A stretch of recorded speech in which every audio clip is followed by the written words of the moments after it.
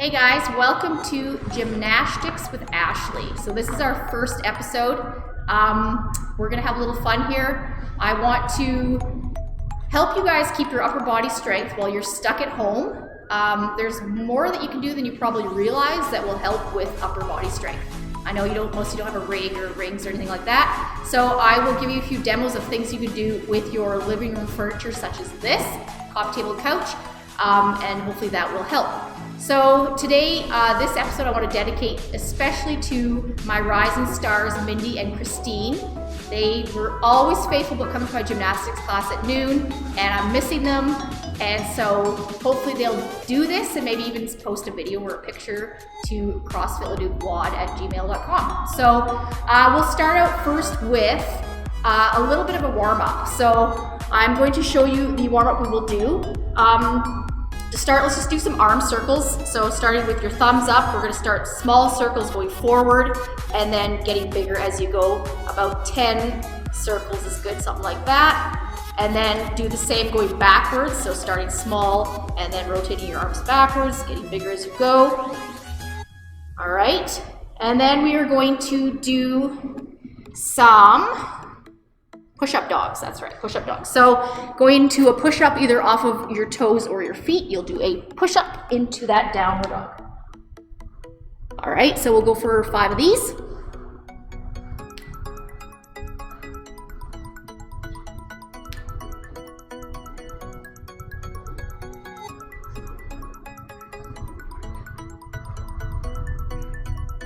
All right, that's good for push-up dogs. The next one we are going to do is some wrist rockers. So this one, good, just get the wrists mobile, especially if we're doing anything pressing with our hands. So you're gonna be on your hands and knees, and then you want to have your palms flat on the ground, and your hands will be just underneath your shoulders. So what I want you to do is just to lean forward so that your palms kind of want to come off the ground, and it'll stretch out those wrists, and then you come back a little bit, all right? And you just kind of go forward and back, just rocking the wrists, as the name says, a few times.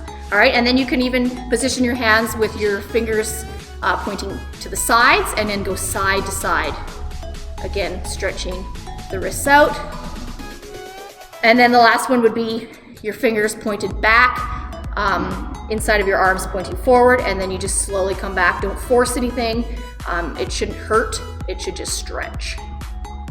All right, so that's good for that.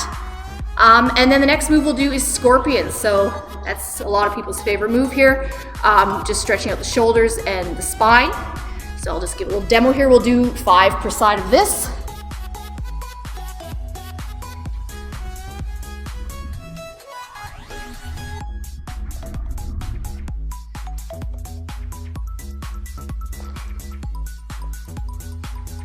All right, I only did 3, so if you're counting, yes, I know that's 3. Feel free to do 5. If you're Sam, you probably would have already done about 10 by now, because nice and speedy there. But that's good for scorpions. And then the last thing I want to do is 5 burpees just to get that heart rate up just a little bit, all right? So enjoy this 5 burpees.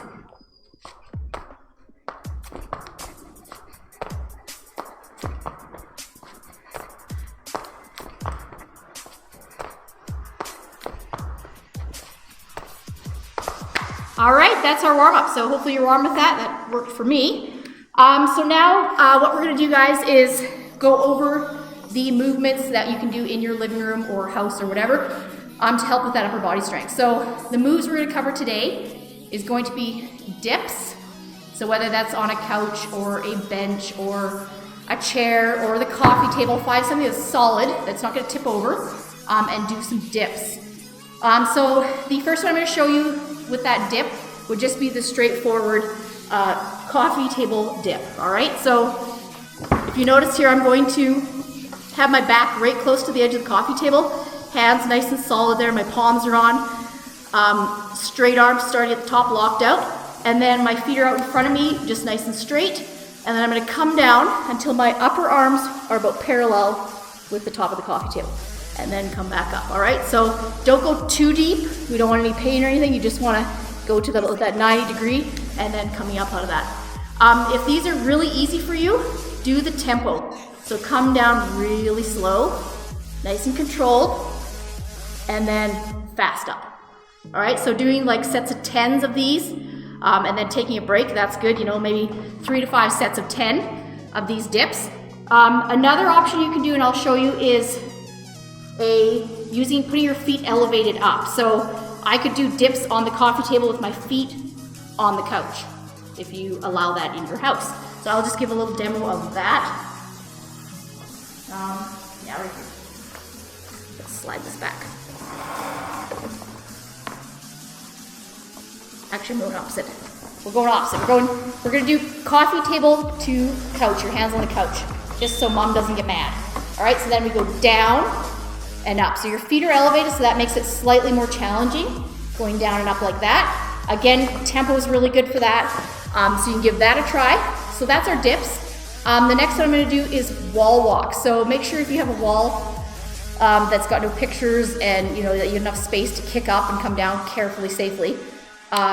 Just remember too, if it's a dry wall like most typical houses have on their wall, you don't want to kick through the wall. So just be careful when you're kicking up. Otherwise you'll be doing some drywall work. So I will demo that, show you what that looks like. I will do the wall walk as well as the handstand hold. So those two moves, so you can just kind of take a look.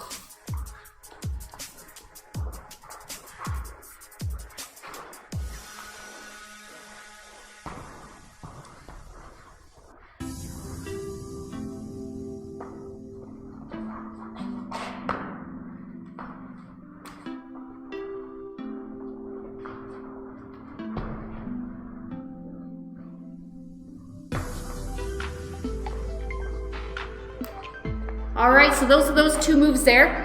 With that wall walk, you start on the floor there in kind of a plank position, and then you want to push your hands into the floor as you kind of walk your feet up the wall. And that one's a really good one to kind of get comfortable getting upside down, because you can go halfway and you don't have to go too far. You go where you're comfortable and then hold it there for a few seconds and then come back down. Just remember, with anything upside down like that, you want to keep everything nice and engaged, your core, everything tight. Not all floppy, arms locked out. Remember to breathe when you're doing it, and just try and keep that nice straight line, all right? So that is, I guess we've got one more thing to do, pike push-ups. I'll show you that one too before we end this. The pike push-ups, I would say, again, either a bench, a sturdy chair, it could be the couch, it could be the coffee table, something that you can get your body up on and then get upside down halfway. So I will show you how that looks right here on this coffee table.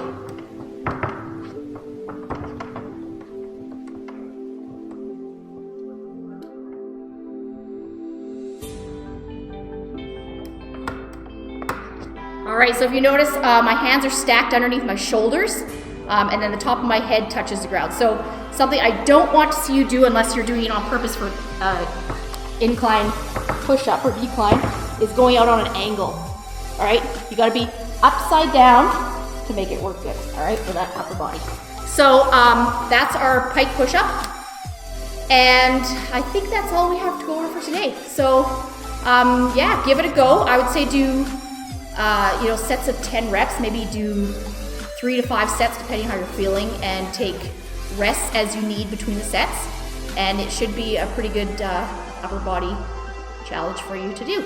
All right, so till next time, you guys enjoy this, and we'll see you later. Don't forget to like, comment, and subscribe.